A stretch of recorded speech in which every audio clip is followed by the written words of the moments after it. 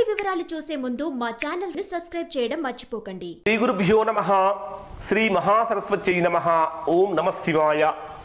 Narayana Shastri astrology official channel వీక్షిస్తున్నటువంటి ప్రేక్షక మహాశయులకు స్వాగతం, సుస్వాగతం.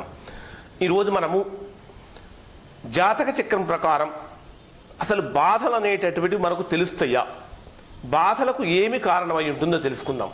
సహజంగా కనుక చూసినట్లయితే మనుషులు అందరూ కూడా ఒకే రకంగా జన్మిస్తారు.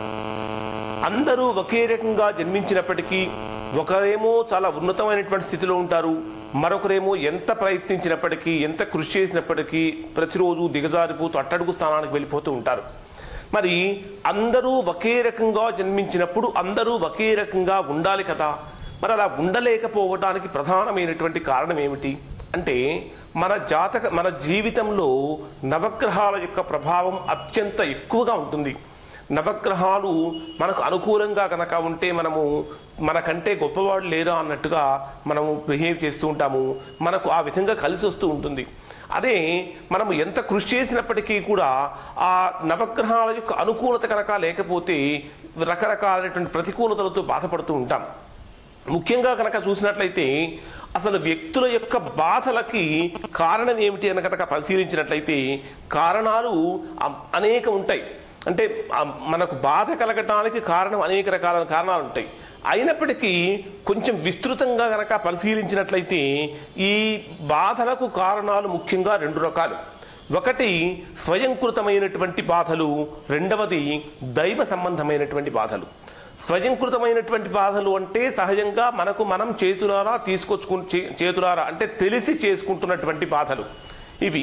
రెండవ బాధ ఏమిటి అంటే దైవ సంబంధమైనటువంటి బాధలు. ఈ దైవ సంబంధమైనటువంటి బాధలు మరలా మనకు 4 రకాలుగా మనకి వస్తాయి. ఈ మొదటిది ఏంటంటే మనకి స్వయంకృతంలో అందరికీ తెలిసిందే, మనం స్వయంకృతాన్ని మార్చుకోవచ్చు, కానీ దైవకృతాన్ని మాత్రం మనం మార్చలేం. మరి దైవకృతమైనటువంటి దైవ సంబంధమైనటువంటి బాధలు మనకి శాపాలుగా మారుతూ ఉంటాయి. అవి మొదటిది దైవ సంబంధమైనటువంటి శాపాలు, రెండవది బ్రాహ్మణుల యొక్క శాపాలు, మూడవది మాతాపితరుల యొక్క శాపాలు, నాలుగవది ఆచార్య శాపం. ఈ మన జాతక చక్రంలో ఈ బాధలు ఈ శాపాలు ఉన్నాయా లేవా తెలుస్తుంది.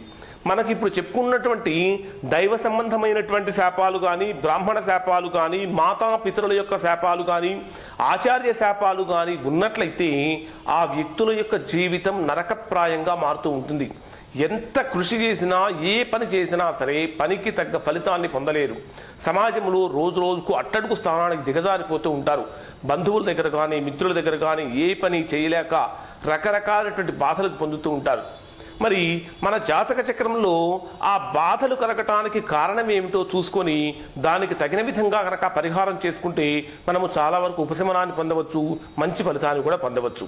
అయితే ఇప్పుడు మనం తర్వాత వీడియోలలో దైవ సంబంధమైన శాపాలు ఏ విధంగా ఉంటాయి, పితృ సంబంధమైనటువంటి శాపాలు ఏ విధంగా ఉంటాయి, బ్రాహ్మణ శాపాలు ఏ విధంగా ఉంటాయి, ఆచార్య శాపాలు ఏ విధంగా ఉంటాయి, అవి రావడానికి ఏ గ్రహాల యొక్క కారణం ఉంటుంది అనేది కూడా తెలుసుకుందాం. అది తెలుసుకున్న తర్వాత అది కనుక మన జాతక చక్రంలో కనుక ఉన్నట్లయితే వాటిని పోగొట్టుకోవడానికి ఎలాంటి పరిహారాలు చేద్దామో కూడా మనం తెలుసుకుందాం. ఈ వీడియో మీకు నచ్చినట్లయితే ఈ సింబల్ మీద టచ్ చేసి లైక్ చేయండి. మరిన్ని వీడియోల కోసం Narayana Shastri astrology official channel subscribe చేసుకోండి. మీ బంధువులకి మిత్రులకి అందరికీ కూడా ఈ వీడియోలు షేర్ చేయండి. వారిని కూడా సబ్స్క్రైబ్ చేసుకుని షేర్ చేయమని చెప్పండి.